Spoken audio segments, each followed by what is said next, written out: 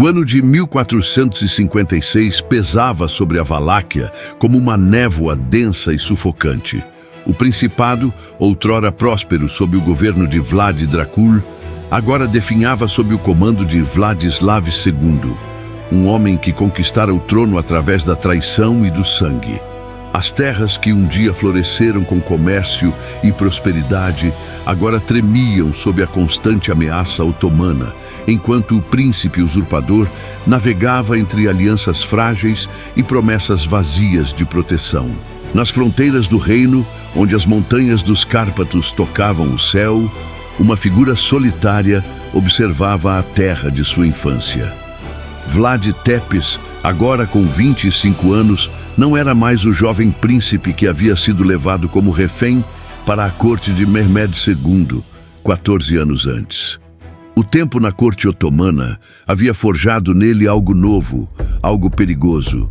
Seus olhos, outrora brilhantes com a inocência da juventude, agora carregavam o peso de anos de humilhação, aprendizado forçado e uma sede de vingança que crescera como um tumor em seu peito. Durante sua permanência em Adrianópolis, Vlad havia observado, aprendido e absorvido as táticas militares otomanas, suas estratégias políticas e, mais importante, sua brutalidade calculada. Havia visto como o medo podia ser uma arma mais poderosa que qualquer exército, como a crueldade bem aplicada podia dobrar a vontade de homens orgulhosos. Mas também havia testemunhado a corrupção, a decadência e as fraquezas que se escondiam por trás do poder aparentemente absoluto do Império Otomano. A jornada de volta à Valáquia havia sido longa e perigosa. Vlad viajara disfarçado, evitando as principais rotas comerciais, confiando apenas em alguns poucos aliados que ainda se lembravam de seu pai com reverência. Em cada aldeia que atravessava, ouvia as mesmas histórias: impostos esmagadores, soldados estrangeiros saqueando celeiros, jovens sendo levados como escravos para terras distantes.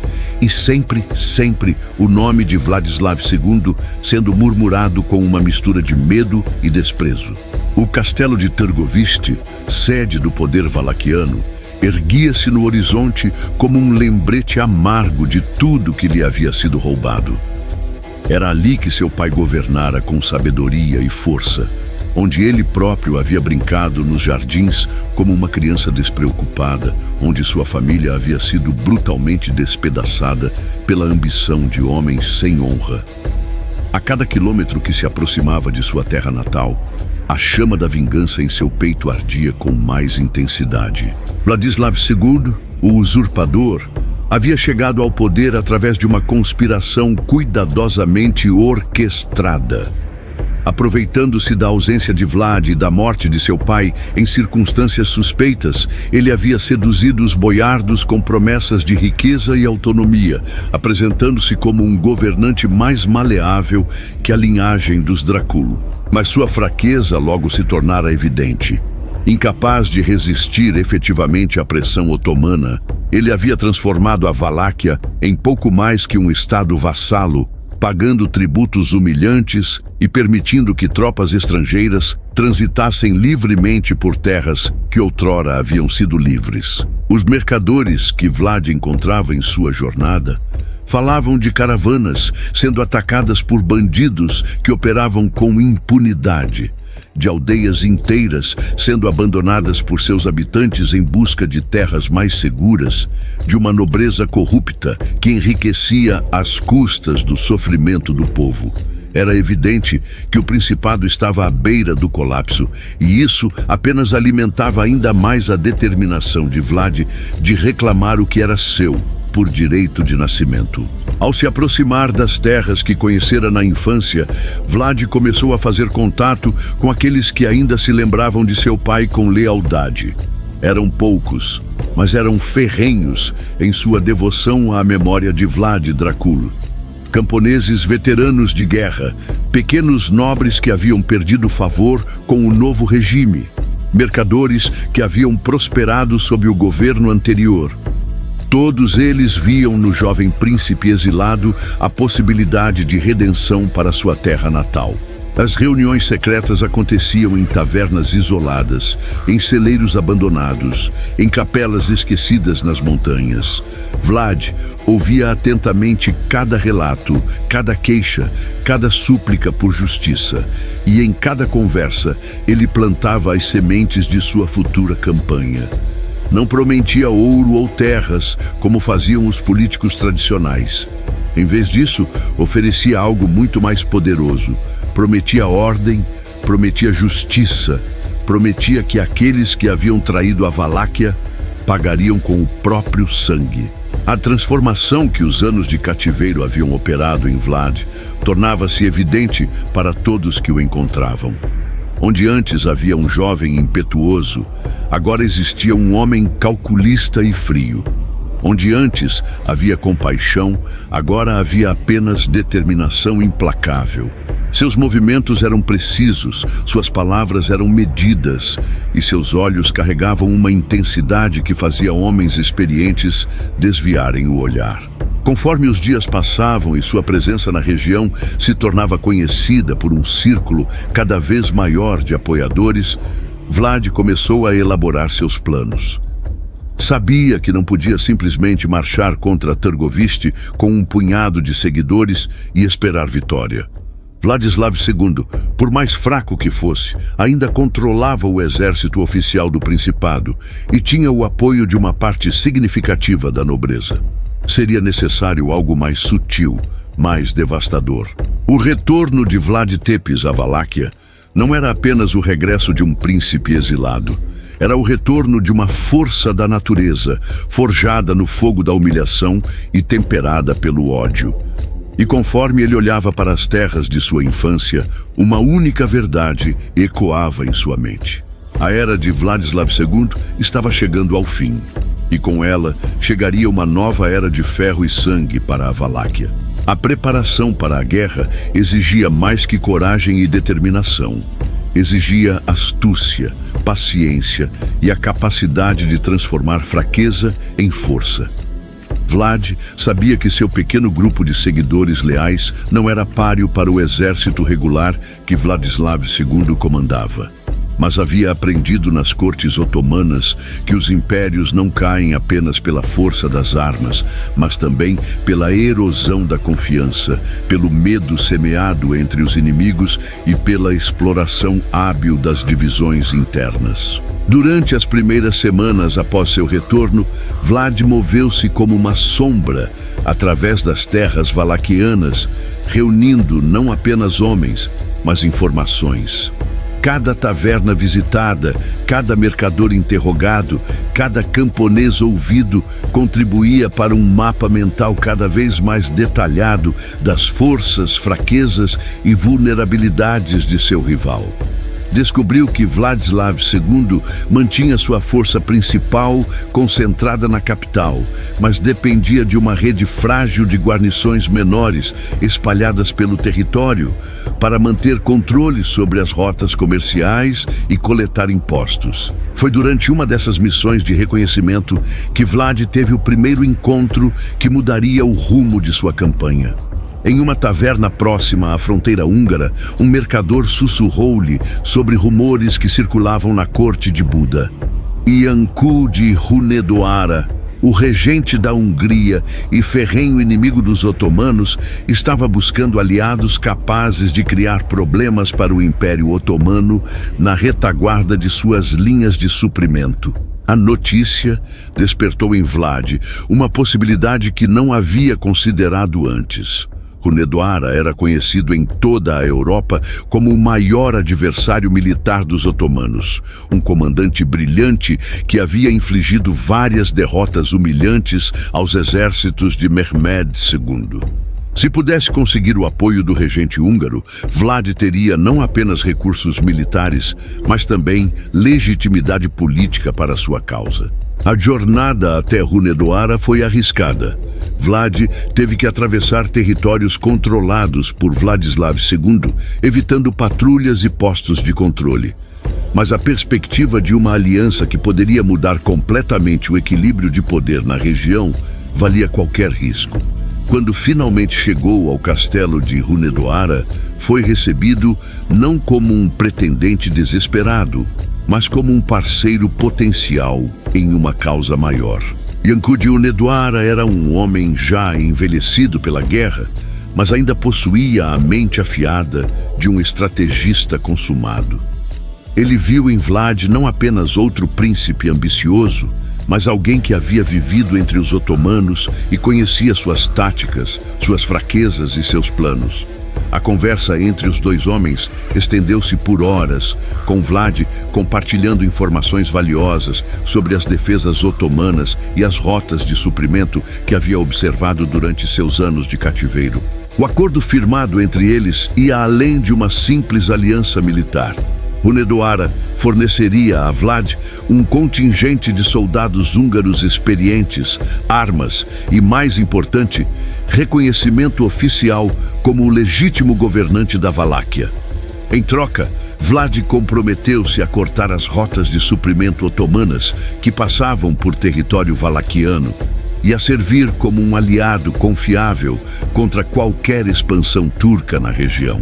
De volta à Valáquia com esse apoio crucial garantido, Vlad pôde implementar a segunda fase de seu plano. Em vez de confrontar diretamente as forças de Vladislav II, optou por uma campanha de guerrilha calculada para minar a moral e a eficiência do governo usurpador. Seus homens, agora reforçados pelos soldados húngaros, começaram a atacar comboios de suprimentos, emboscar patrulhas isoladas e assaltar depósitos de impostos. Cada ataque era cuidadosamente planejado não apenas para causar dano material, mas também para enviar uma mensagem. Os soldados de Vlad não se limitavam a roubar ou matar. Eles deixavam sinais distintivos de sua presença, símbolos que remetiam à dinastia dos Dracul, e mensagens que deixavam claro que o legítimo príncipe havia retornado para reclamar seu trono. Essas ações rapidamente se espalharam como lenda entre o povo comum, que começou a sussurrar sobre o retorno do filho de Vlad Dracul. A resposta de Vladislav II foi previsível. Aumentou as patrulhas, reforçou as guarnições e tentou capturar os rebeldes através da força bruta. Mas essa estratégia apenas serviu para demonstrar ainda mais sua fraqueza. Cada soldado enviado atrás de Vlad era um soldado a menos protegendo a capital. Cada recurso gasto na caça aos rebeldes era um recurso que não podia ser usado para melhorar a vida do povo ou fortalecer as defesas contra os otomanos. Conforme os ataques se tornavam mais frequentes e audaciosos, a imagem de invencibilidade que Vladislav II havia cultivado começou a ruir. Mercadores hesitavam em viajar pelas estradas, temerosos de serem pegos no fogo cruzado entre os rebeldes e as forças governamentais. Os boiardos começaram a questionar em privado se haviam escolhido o lado certo no conflito, especialmente quando souberam que Vlad contava com o apoio de Hunedoara. O ponto de virada veio quando Vlad conseguiu capturar um dos principais coletores de impostos de Vladislav II, em uma emboscada cuidadosamente planejada. Em vez de simplesmente executá-lo, Vlad o enviou de volta à capital com uma mensagem que ecoaria pelos salões do poder. Ele, Vlad Tepes, filho legítimo de Vlad Dracul e herdeiro rightful do trono valaquiano, retornara para cobrar uma dívida de sangue. Aqueles que se rendessem e reconhecessem sua autoridade seriam poupados. Aqueles que continuassem a apoiar o usurpador seriam tratados como inimigos da Valáquia. A guerra psicológica que Vlad travava era tão importante quanto os combates físicos. Cada vitória, por menor que fosse, era amplificada e espalhada pelos seus apoiadores. Cada derrota de Vladislav II era interpretada como sinal de que os deuses haviam abandonado o usurpador. Gradualmente, o momentum começou a mudar, e homens que antes permaneciam neutros começaram a procurar discretamente representantes de Vlad para oferecer seus serviços. Mas Vlad sabia que essa fase da guerra não poderia durar indefinidamente. Por mais bem-sucedida que fosse sua campanha de guerrilha, eventualmente Vladislav II reuniria forças suficientes para uma ofensiva decisiva. E quando isso acontecesse, seria necessário estar pronto para enfrentar seu rival em terreno aberto, onde a questão da legitimidade seria resolvida não através de emboscadas e sabotagem, mas através do fio da espada e da força da convicção. A vingança silenciosa havia preparado o terreno, minado a autoridade do inimigo e reunido os recursos necessários para a batalha final. Agora, era tempo de sair das sombras e reivindicar abertamente o que sempre fora seu por direito de nascimento. O inverno de 1456 chegara mais cedo que o esperado, trazendo consigo não apenas o frio cortante das montanhas dos Cárpatos, mas também a inevitabilidade do confronto direto entre as forças rivais. Vlad havia passado meses orquestrando uma campanha de guerrilha que havia corroído sistematicamente a autoridade de Vladislav II. Mas agora, ambos os lados sabiam que chegara o momento em que a questão da legitimidade teria que ser resolvida através das armas. O primeiro confronto real aconteceu em uma manhã gelada, quando uma patrulha de reconhecimento de Vladislav II deparou-se com um contingente de soldados de Vlad, próximo ao rio Argesh. Não foi uma batalha planejada por nenhum dos lados, simplesmente duas forças armadas que se encontraram no lugar errado, na hora errada, com tensões acumuladas demais para evitar o derramamento de sangue. A escaramuça durou menos de uma hora, mas suas consequências reverberaram por toda a Valáquia. Os soldados de Vlad, temperados por meses de táticas de guerrilha e motivados pela convicção de que lutavam por uma causa justa, lutaram com uma ferocidade que surpreendeu seus oponentes. Quando a poeira baixou, metade da patrulha de Vladislav II estava morta ou ferida, enquanto as forças de Vlad haviam sofrido perdas mínimas. Mais importante que o resultado militar da escaramuça foi seu impacto psicológico. Pela primeira vez, as tropas regulares de Vladislav II haviam enfrentado os rebeldes em combate aberto e haviam sido derrotadas. A notícia espalhou-se rapidamente por ambos os lados, inspirando os apoiadores de Vlad e semendo dúvidas entre os soldados do governo estabelecido. Vladislav II compreendeu imediatamente que não podia permitir que essa derrota fosse vista como representativa da capacidade de combate de suas forças. Dentro de dias, havia mobilizado um contingente muito maior e mais bem equipado para procurar e destruir os rebeldes em uma demonstração de força que restauraria sua autoridade militar. Mas Vlad havia antecipado exatamente essa reação. Em vez de aguardar passivamente pelo ataque, ele dividiu suas forças em grupos menores e iniciou uma série coordenada de ataques simultâneos contra alvos estratégicos em todo o Principado. Enquanto Vladislav II concentrava seus soldados em uma busca infrutífera pelos rebeldes em uma região, eles atacavam depósitos de armas em outra, libertavam prisioneiros políticos em uma terceira e interceptavam comboios de suprimentos em uma quarta. A estratégia era brilhante em sua simplicidade.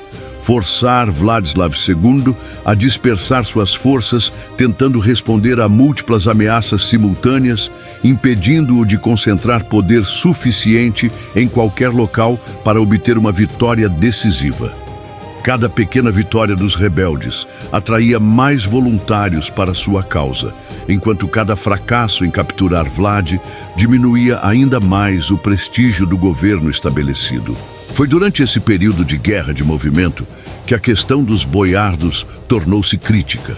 A nobreza valaquiana encontrava-se dividida entre aqueles que haviam apoiado ativamente a ascensão de Vladislav II, aqueles que permaneciam leais à memória de Vlad Dracul e aqueles que simplesmente aguardavam para ver qual lado emergiria vitorioso antes de declarar sua lealdade. Os boiardos que haviam conspirado contra o pai de Vlad começaram a perceber que sua posição tornava-se cada vez mais precária. Conheciam a reputação de brutalidade que o jovem príncipe havia desenvolvido durante seus anos entre os otomanos. E os rumores sobre o destino que ele reservava aos traidores circulavam pelos salões da nobreza como um vento frio de inverno. Alguns tentaram abandonar discretamente Vladislav II e negociar uma reconciliação com Vlad, enviando emissários secretos com ofertas de apoio militar e financeiro. Mas Vlad havia aprendido com os otomanos que a lealdade comprada com medo era temporária e não confiável.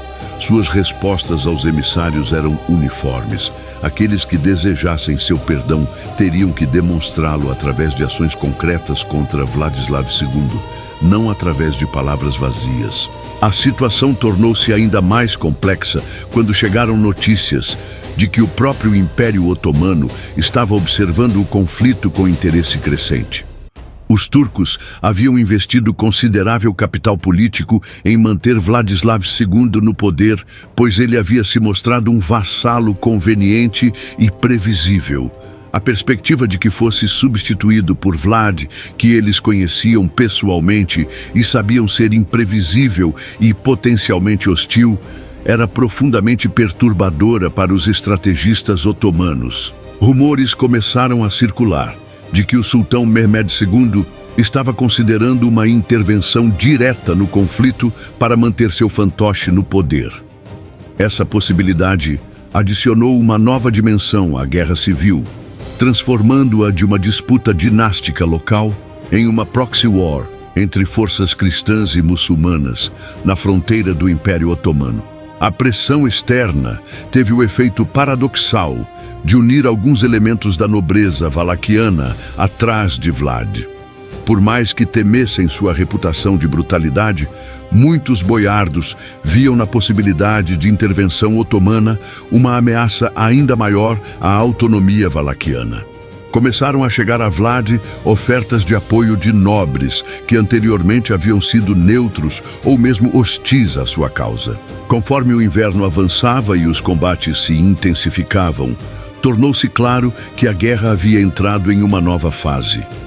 Não se tratava mais de emboscadas isoladas ou ataques surpresa, mas de campanhas militares coordenadas envolvendo milhares de homens e recursos substanciais. Ambos os lados haviam comprometido tanto em termos de prestígio e recursos que uma solução negociada tornara-se impossível. A guerra havia se tornado pessoal, visceral, existencial.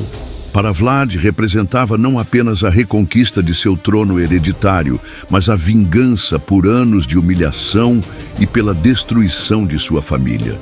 Para Vladislav II, significava a sobrevivência política e física, pois sabia que a derrota significaria não apenas a perda do poder, mas provavelmente a morte.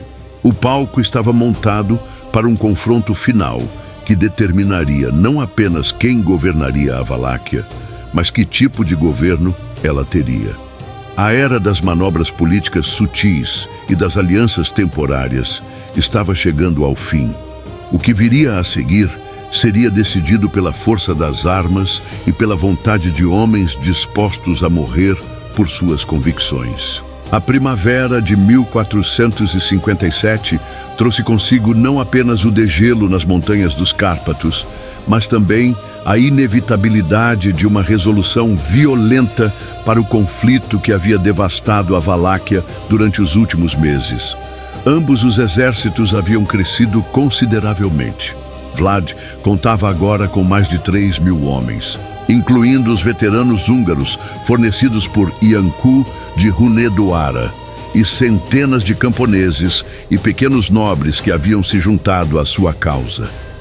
Vladislav II, por sua vez, havia conseguido reunir cerca de 4.000 soldados, apoiados por contingentes otomanos disfarçados como mercenários. O local escolhido para o confronto final foi uma planície próxima a Târgoviste, onde o terreno aberto favoreceria o lado com maior número de cavalaria pesada.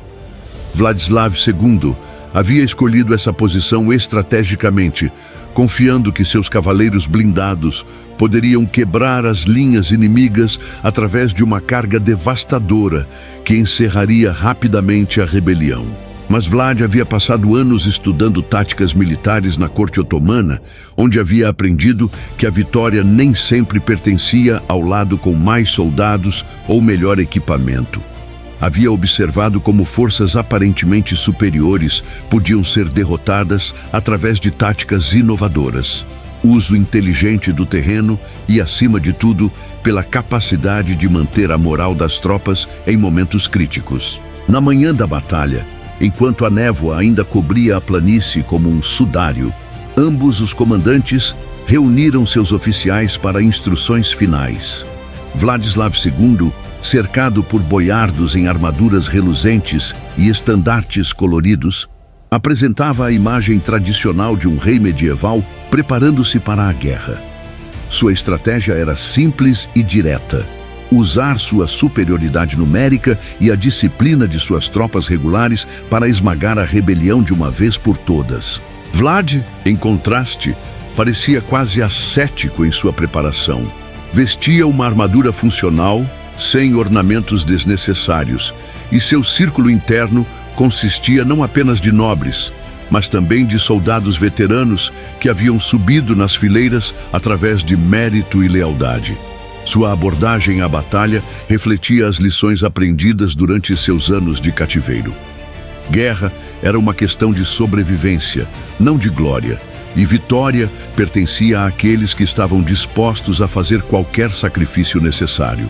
Quando os exércitos finalmente se posicionaram um diante do outro, separados por algumas centenas de metros de terreno aberto, a tensão era palpável. Soldados veteranos de ambos os lados reconheciam que esta não seria apenas outra escaramuça, mas o confronto que determinaria o futuro da Valáquia pelos próximos anos, possivelmente décadas.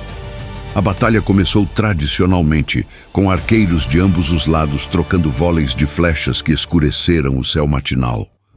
Mas logo ficou claro que ambos os comandantes haviam desenvolvido estratégias mais sofisticadas que um simples ataque frontal.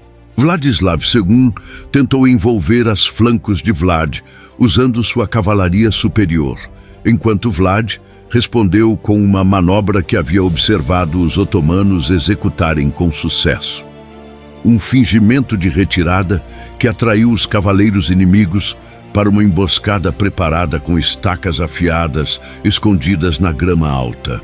Por várias horas, a batalha oscilou de um lado para outro, com nenhuma força conseguindo obter uma vantagem decisiva.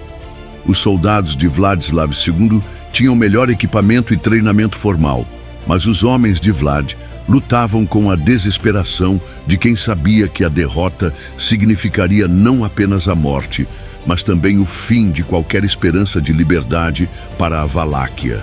Foi quando a batalha parecia estar se tornando um impasse sangrento que Vlad tomou a decisão que mudaria não apenas o curso do conflito, mas também sua própria lenda histórica.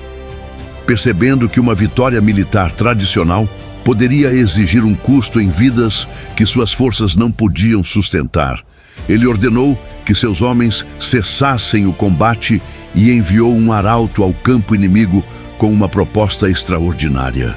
A mensagem era simples e direta.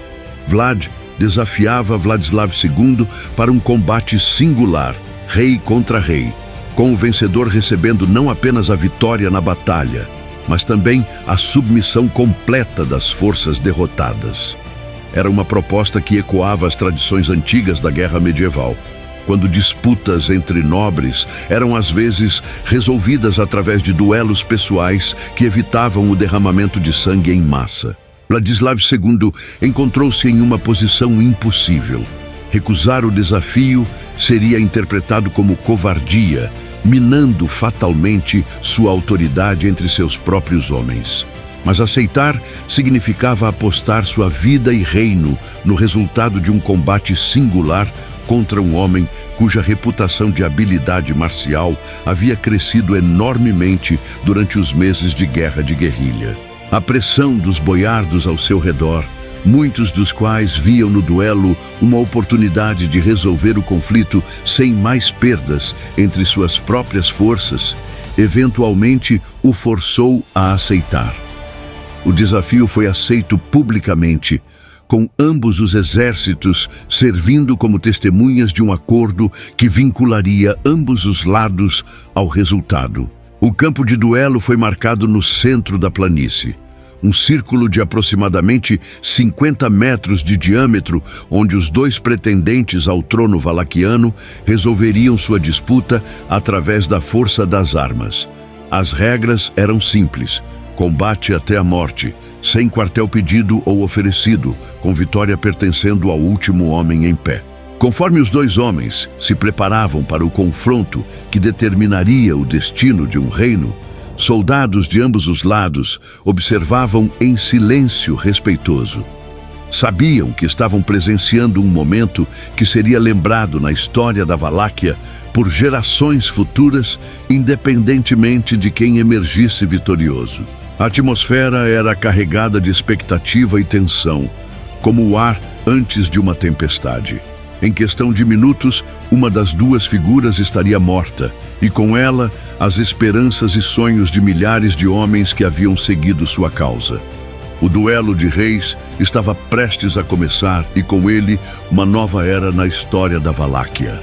O silêncio que se abateu sobre a planície era absoluto, quebrado apenas pelo ruído distante do vento nas árvores e pelo ocasional relincho nervoso de um cavalo. Milhares de homens observavam imóveis enquanto dois destinos, dois futuros possíveis para a Valáquia, se preparavam para resolver suas diferenças através do fio da espada e da força da convicção. Vlad avançou para o centro do círculo marcado com passos medidos, sua armadura funcional refletindo a luz pálida do sol matinal. Não havia ornamentos desnecessários em seu equipamento, apenas as ferramentas de guerra de um homem que havia aprendido que a sobrevivência dependia de eficiência, não de ostentação. Sua espada, uma lâmina longa e ligeiramente curvada no estilo otomano, havia sido forjada pelos melhores armeiros de Adrianópolis e havia provado seu valor em dezenas de combates durante sua campanha de guerrilha. Vladislav II, em contraste, apresentava a imagem tradicional de um cavaleiro medieval europeu. Sua armadura era uma obra de arte em aço polido, decorada com os símbolos da realeza valaquiana e brilhando como prata sob o sol. Sua espada era uma lâmina reta clássica, pesada e intimidante, projetada para quebrar defesas através de força bruta. Era o tipo de equipamento que inspirava confiança em seus seguidores e medo em seus inimigos. Se o homem por trás da armadura tivesse a habilidade necessária para utilizá-lo efetivamente. Os dois homens se encararam por um momento que pareceu durar uma eternidade. Vladislav II, alguns anos mais velho que Vlad, tinha a vantagem da experiência em combates convencionais e da força física desenvolvida através de anos de treinamento militar tradicional. Mas Vlad possuía algo que seu rival não podia igualar, uma sede de vingança que havia sido refinada e purificada através de anos de humilhação e ódio concentrado. O primeiro ataque veio de Vladislav II, uma investida poderosa destinada a terminar o duelo rapidamente através de força pura. Sua espada desceu em um arco devastador que teria partido qualquer defesa normal ao meio, mas Vlad não estava onde a lâmina esperava encontrá-lo. Os anos entre os otomanos haviam lhe ensinado que sobrevivência frequentemente dependia de velocidade e agilidade tanto quanto de força. A esquiva de Vlad foi seguida imediatamente por um contra-ataque que pegou Vladislav II desprevenido. A lâmina curvada deslizou ao longo da armadura do usurpador, procurando as juntas vulneráveis entre as placas de aço. Não conseguiu penetrar completamente, mas deixou uma marca que serviu como aviso. Este não seria o combate unilateral que Vladislav II havia esperado. O duelo rapidamente se desenvolveu em uma dança mortal de ataque e defesa. com ambos os combatentes testando as defesas do outro em busca de uma abertura fatal. Vladislav II confiava em golpes poderosos destinados a quebrar a guarda de seu oponente através de força bruta, enquanto Vlad empregava uma estratégia mais sutil, usando velocidade e timing preciso para evitar os ataques mais devastadores enquanto procurava oportunidades para contra-atacar. Conforme os minutos passavam e o combate se intensificava, ficou claro que ambos os homens eram guerreiros formidáveis. Vladislav II demonstrava a técnica refinada de um cavaleiro treinado desde a infância nas artes marciais, seus movimentos fluidos e poderosos revelando anos de prática com os melhores mestres de armas da época.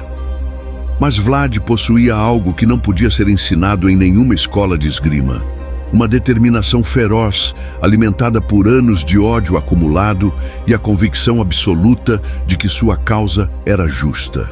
O primeiro sangue foi derramado quando Vladislav II conseguiu um golpe de raspão no braço esquerdo de Vlad, abrindo um corte que manchou sua armadura de vermelho. O ferimento não era grave, mas serviu para energizar ainda mais as tropas do usurpador, que gritaram encorajamento para seu líder.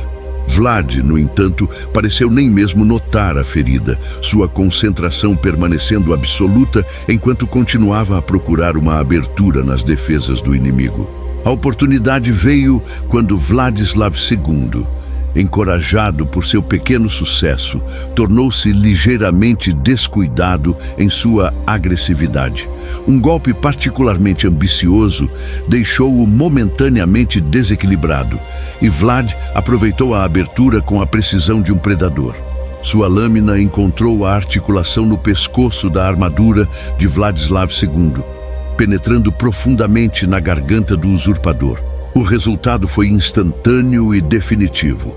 Vladislav II tentou continuar lutando por alguns segundos, mas o sangue que jorrava de sua ferida mortal rapidamente sapeou suas forças. Ele caiu primeiro de joelhos, depois de bruços na terra enlameada, sua espada caindo de dedos que já não conseguiam segurá-la. Vlad permaneceu de pé sobre o corpo de seu rival por um longo momento, sua respiração pesada sendo o único som audível na planície silenciosa. Então, com um movimento deliberado, ele removou o elmo de Vladislav II e ergueu a cabeça cortada para que todos pudessem ver. Era um gesto que ecoava tanto as tradições valaquianas quanto as práticas otomanas, uma demonstração visual de que a antiga ordem havia morrido e uma nova havia nascido. A reação das tropas de Vladislav II foi imediata e devastadora para sua causa. Vendo seu líder morto e reconhecendo a legitimidade da vitória de Vlad em combate singular, muitos soldados simplesmente largaram suas armas e ajoelharam-se em submissão. Outros, especialmente aqueles mais intimamente ligados ao regime anterior, tentaram fugir do campo de batalha, mas foram perseguidos e capturados pelos homens de Vlad, que haviam sido energizados pela vitória dramática de seu líder. Os boiardos que haviam apoiado Vladislav II encontraram-se em uma posição particularmente precária. Sabiam que Vlad não era conhecido por sua clemência com aqueles que considerava traidores, e muitos tentaram desesperadamente demonstrar sua nova lealdade ao vencedor. Alguns se prostraram na lama diante de Vlad, implorando perdão e prometendo servir fielmente à nova ordem. Outros ofereceram seus tesouros e propriedades como compensação por sua deslealdade anterior. Mas Vlad havia aprendido durante seus anos de cativeiro que o poder baseado apenas no medo era temporário e instável. Sua resposta aos boiardos arrependidos foi medida e calculada. Aceitou a submissão daqueles que considerava ter sido forçados a apoiar Vladislav II por circunstâncias além de seu controle, mas marcou cuidadosamente aqueles que haviam participado ativamente na traição contra seu pai para punição posterior. A vitória no duelo havia resolvido mais que uma disputa dinástica. Havia estabelecido Vlad como um líder que estava disposto a arriscar tudo por sua causa e que possuía tanto a habilidade quanto a determinação necessárias para vencer quando tudo estava em jogo. Era exatamente o tipo de liderança que a Valáquia precisava em uma era de ameaças externas e instabilidade interna. Mas enquanto celebrava sua vitória, Vlad sabia que o verdadeiro trabalho estava apenas começando. Conquistar o trono havia sido apenas o primeiro passo em um projeto muito maior. Transformar a Valáquia de um principado fraco e dividido em uma força capaz de resistir às pressões do Império Otomano e proteger seu povo das depredações de inimigos internos e externos. A lâmina da vingança havia provado seu fio contra Vladislav II, mas agora precisaria ser afiada novamente para enfrentar desafios ainda maiores que aguardavam o novo príncipe da Valáquia. O duelo havia terminado, mas a guerra pela alma de um reino estava apenas começando. A marcha triunfal em direção a Târgoviste não foi marcada por celebrações exuberantes ou demonstrações pomposas de vitória. Em vez disso, Vlad conduziu suas forças com uma sobriedade calculada que enviava uma mensagem clara para todos que observavam. Este não era um conquistador comum em busca de glória pessoal, mas um governante que compreendia o peso da responsabilidade que havia assumido. A coluna de soldados vitoriosos estendia-se por mais de 1 milha ao longo da estrada principal que levava à capital. Na vanguarda, marchavam os veteranos húngaros fornecidos por Iancu de Hunedoara. Suas armaduras ainda manchadas pelo sangue da batalha e suas bandeiras tremulando orgulhosamente no vento da tarde. Seguiam-nos os soldados valaquianos que haviam permanecido leais à causa de Vlad durante os meses de guerra civil. Homens endurecidos por combates constantes e unidos por uma lealdade testada em fogo. Mas foi a retaguarda da coluna que mais chamou a atenção dos espectadores ao longo da rota. Ali marchavam centenas de prisioneiros, soldados de Vladislav II que haviam se rendido após a morte de seu líder, boiardos capturados tentando fugir do campo de batalha, e vários oficiais de alta patente cuja lealdade ao regime anterior os havia marcado para a atenção especial do novo príncipe. Vlad havia tomado uma decisão deliberada sobre como tratar esses prisioneiros durante a marcha.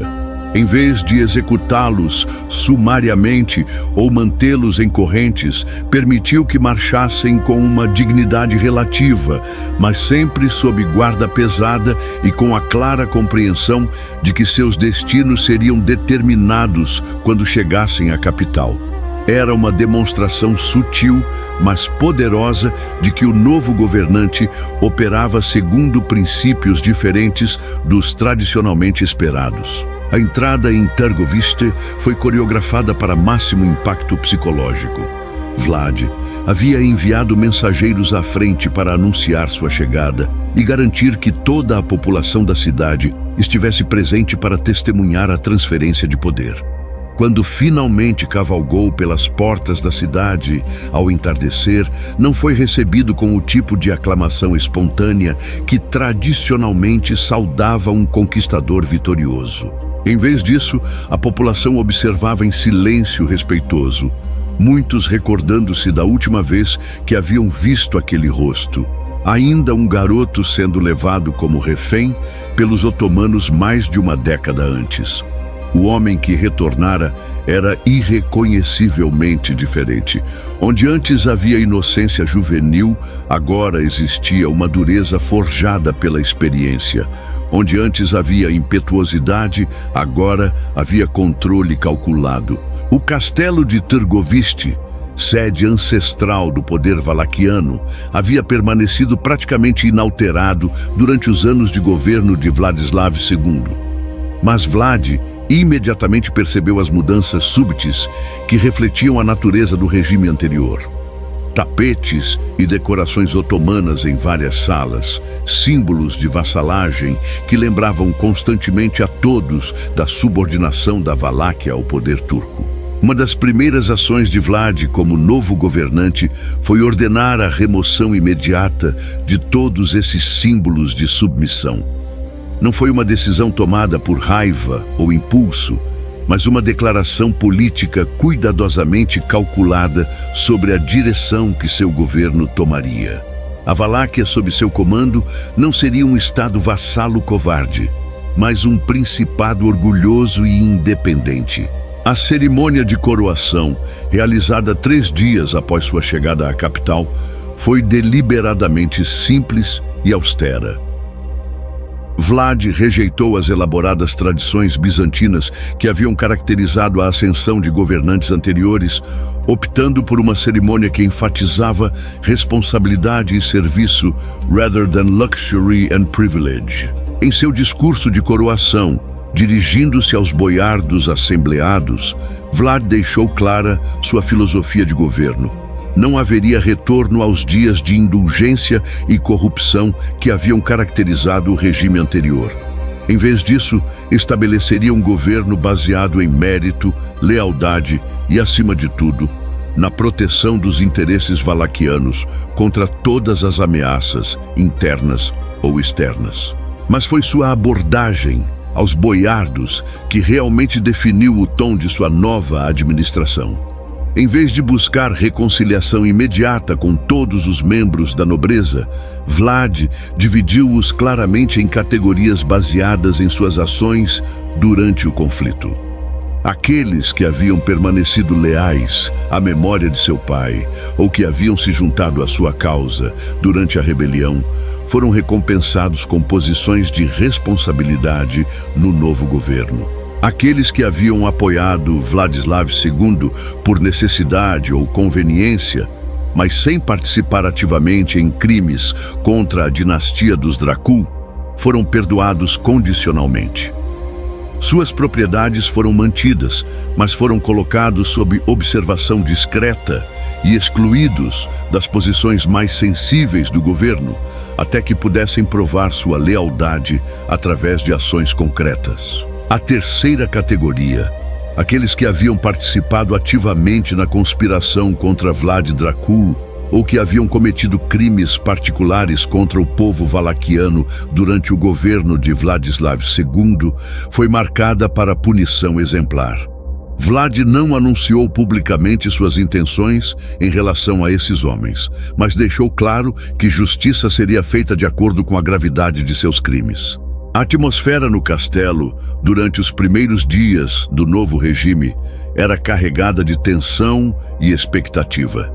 Servos e cortesãos que haviam servido sob Vladislav II aguardavam nervosamente para descobrir seu destino sob o novo governante. Muitos temiam execuções em massa ou um reino de terror indiscriminado, mas gradualmente ficou claro que Vlad operava segundo princípios mais sofisticados. O novo príncipe estabeleceu uma rotina diária que refletia sua abordagem disciplinada ao governo. Acordava antes do amanhecer para revisar relatórios militares e de inteligência. Passava as manhãs em audiência com peticionários e administradores e dedicava as tardes a planejamento estratégico e preparação militar. Era um cronograma que deixava pouco tempo para as festividades e intrigas que haviam caracterizado a corte anterior. Mais importante, Vlad começou imediatamente a implementar reformas destinadas a fortalecer a capacidade militar e administrativa da Valáquia. Novos impostos foram estabelecidos para financiar um exército profissional permanente, oficiais competentes foram promovidos independentemente de suas conexões nobiliárquicas, e medidas foram tomadas para melhorar as fortificações das principais cidades e rotas comerciais. Mas mesmo enquanto trabalhava para estabelecer as bases de um governo eficiente, Vlad nunca esquecia que sua posição ainda era precária. O Império Otomano não havia reconhecido oficialmente sua ascensão ao poder, e rumores persistentes sugeriam que uma expedição punitiva estava sendo preparada em Constantinopla para restaurar um governante mais maleável ao trono valaquiano. Era essa realidade que informava cada decisão que Vlad tomava como novo governante. Sabia que teria apenas uma oportunidade para consolidar seu poder antes que inimigos externos tentassem derrubá-lo, e estava determinado a usar esse tempo de forma eficiente e implacável. O novo senhor da Valáquia havia assumido seu trono, mas a verdadeira prova de sua liderança ainda estava por vir.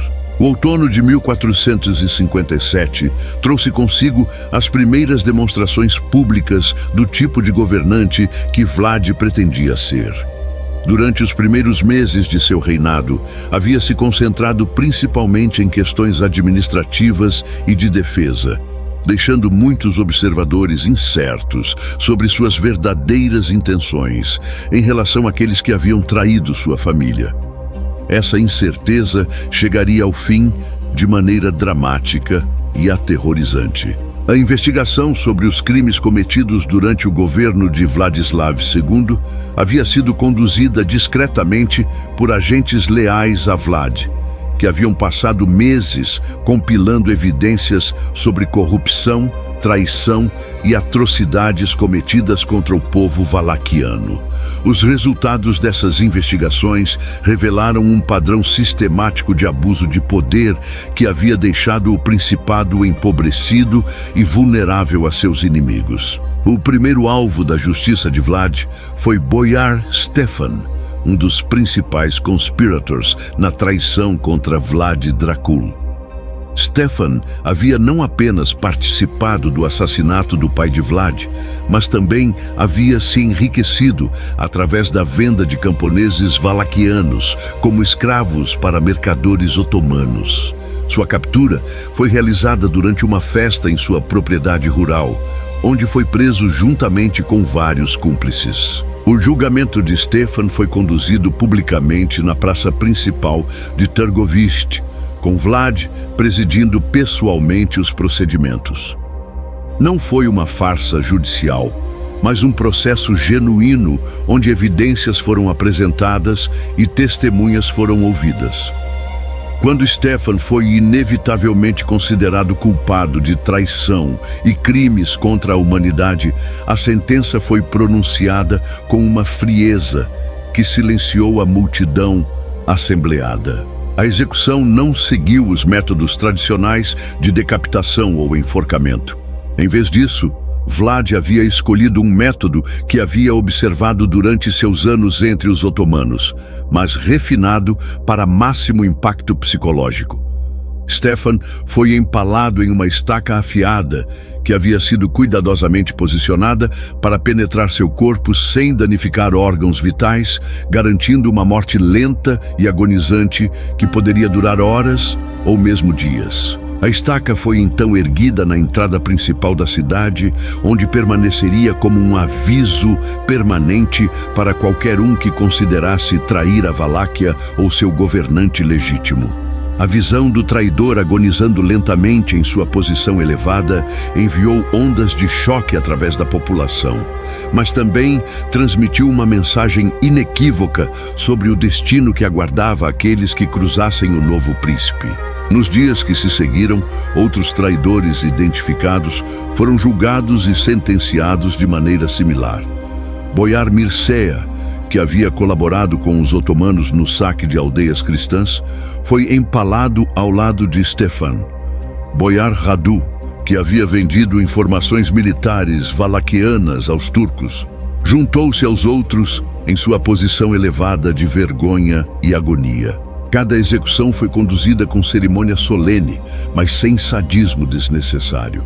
Vlad não demonstrava prazer pessoal na aplicação dessas punições extremas. Em vez disso, tratava cada execução como um ato administrativo necessário para purificar a Valáquia da corrupção que havia quase causado sua destruição.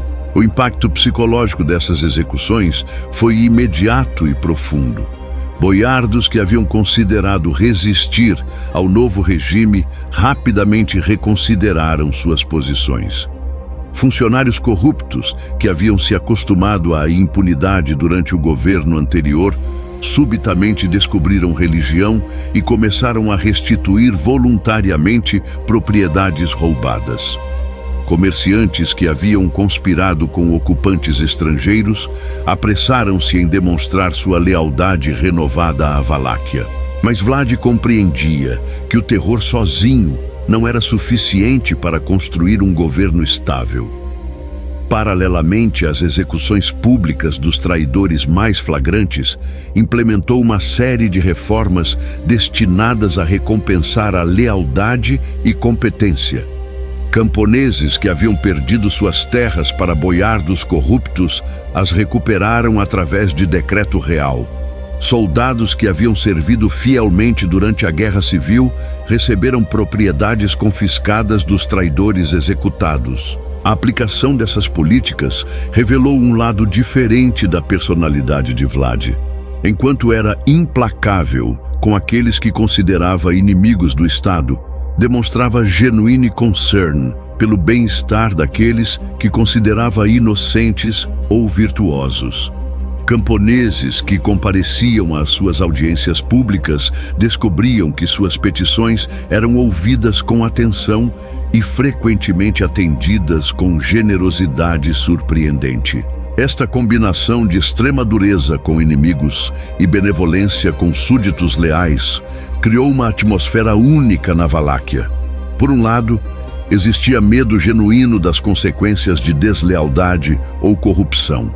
Por outro, havia uma sensação crescente de que finalmente existia um governante que colocava os interesses valaquianos acima de considerações pessoais ou políticas convenientes. As notícias sobre os métodos de Vlad rapidamente se espalharam além das fronteiras da Valáquia. Relatórios diplomáticos de embaixadores húngaros, poloneses e otomanos descreviam com horror e fascinação as execuções por empalamento que haviam se tornado a marca registrada do novo príncipe valaquiano. Alguns observadores interpretaram esses atos como sinais de sadismo ou insanidade, mas outros reconheceram neles uma estratégia calculada para estabelecer ordem através do medo.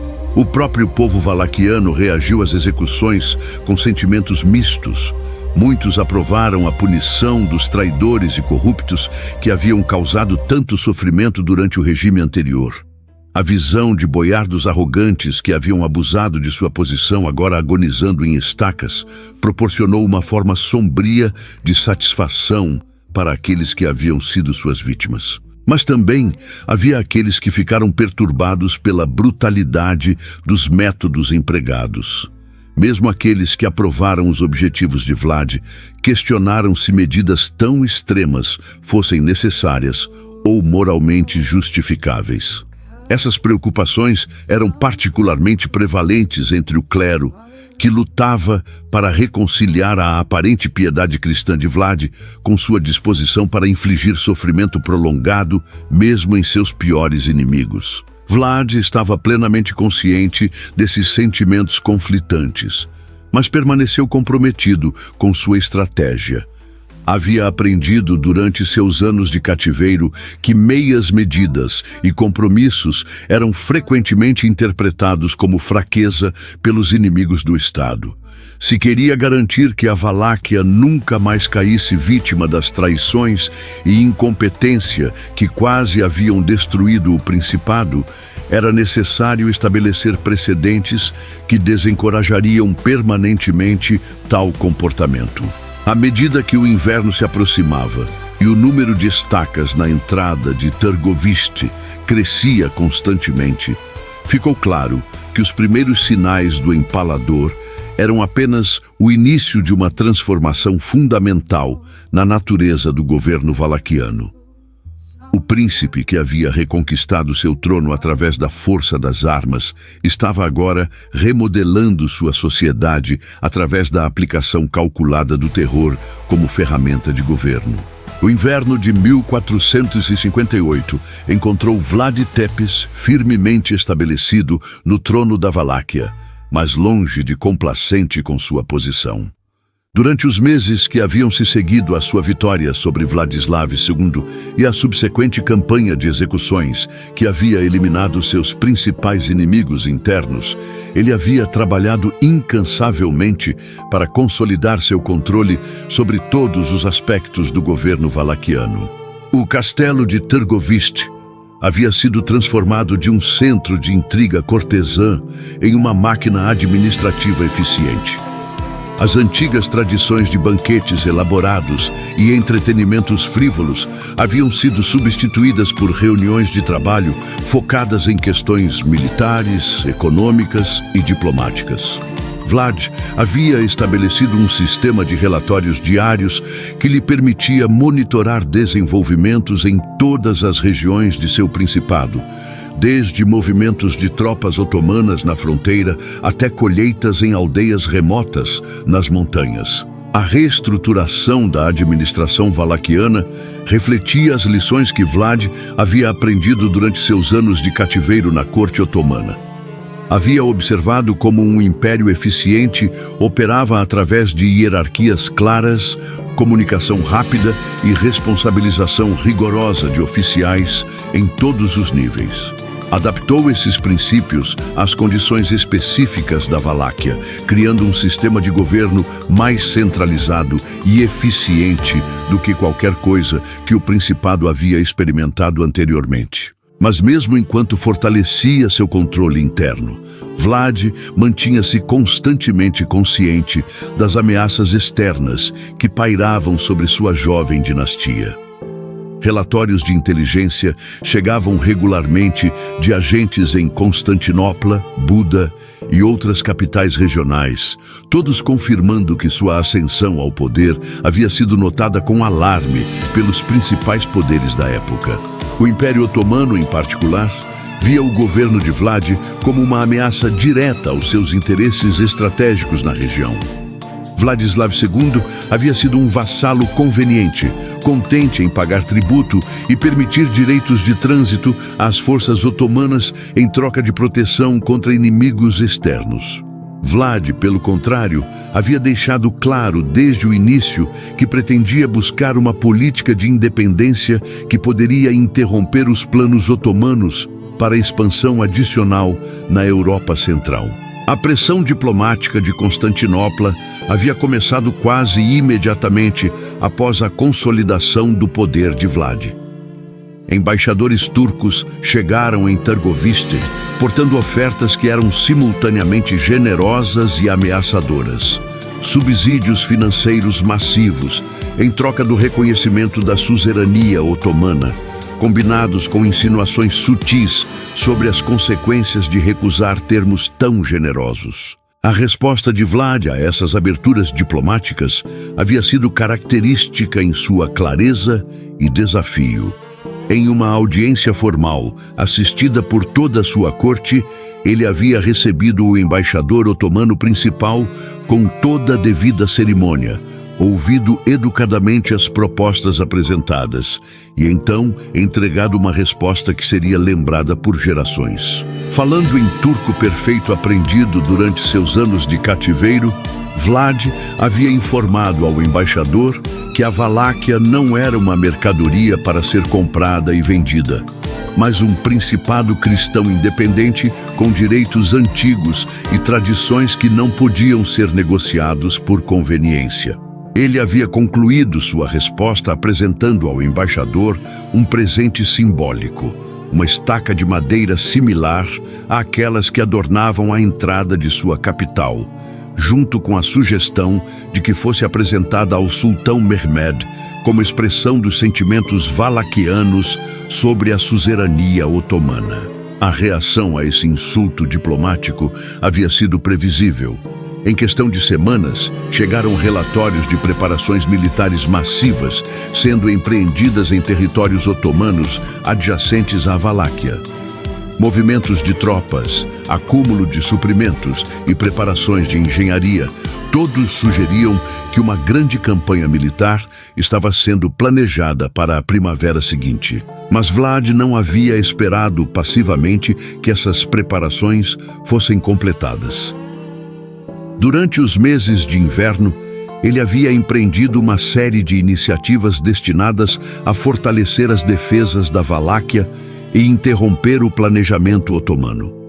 Fortificações foram fortalecidas ao longo de rotas principais que inimigos poderiam usar para a invasão.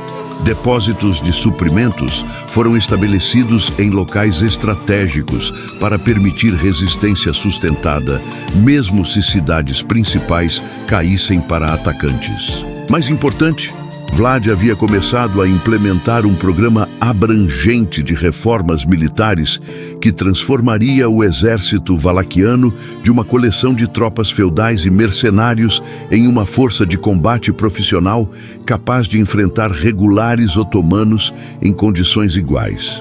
Programas de treinamento foram estabelecidos para ensinar táticas de guerrilha desenvolvidas durante sua própria rebelião.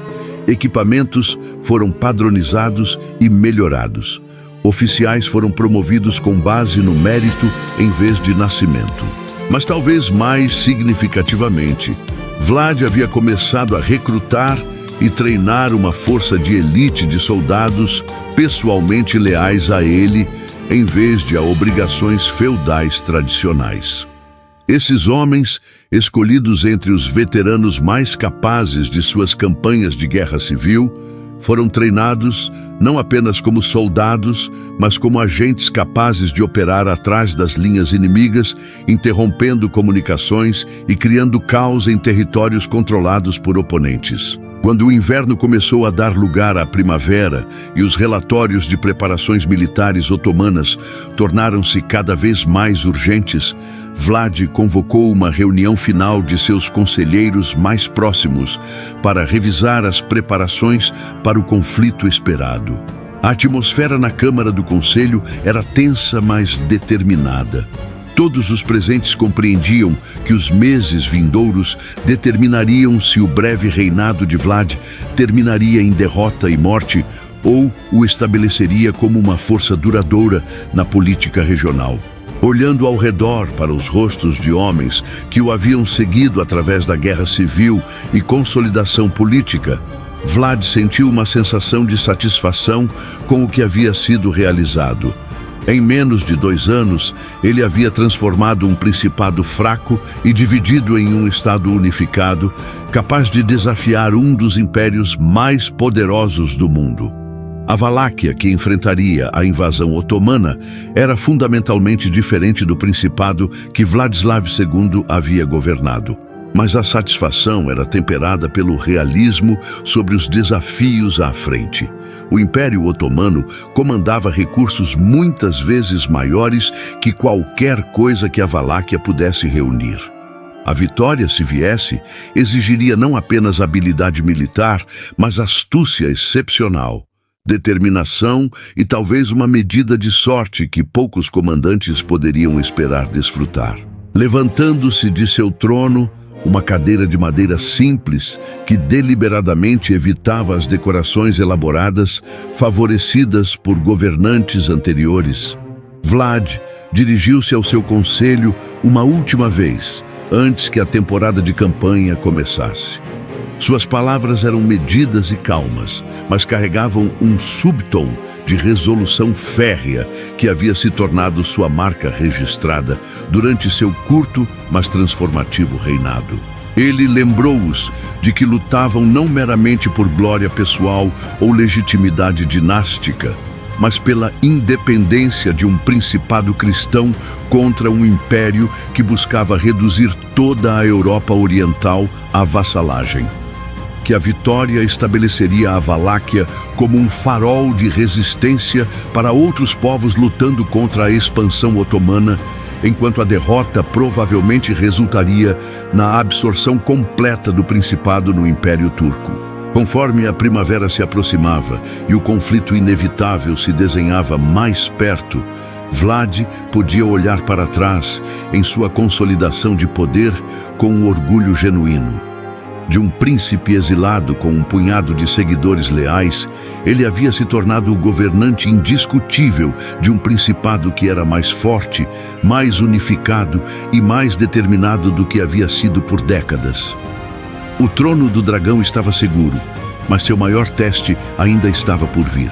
O palco estava montado para um confronto que ou estabeleceria Vlad como um dos grandes líderes de sua era, ou adicionaria seu nome à longa lista de governantes que haviam caído diante do poder otomano. De qualquer forma, o principado que deixaria para trás levaria sua marca por gerações futuras, transformado por um período breve, mas intensivo de governo que havia redefinido o que significava ser valaquiano em uma era de império e conquista. Se você gostou dessa história, se inscreva no canal, curta e deixe seu comentário. Esse é o canal Imperadores. Até a próxima.